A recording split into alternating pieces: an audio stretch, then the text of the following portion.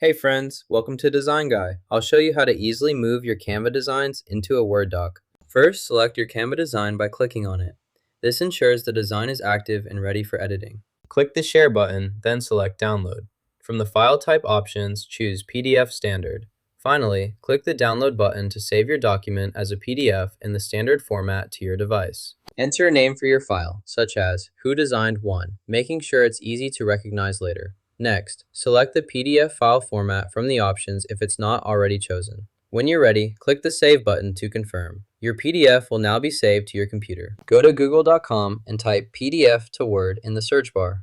Browse the search results and choose a reliable platform or website that provides PDF to Word conversion services. Then follow the on-screen instructions to proceed.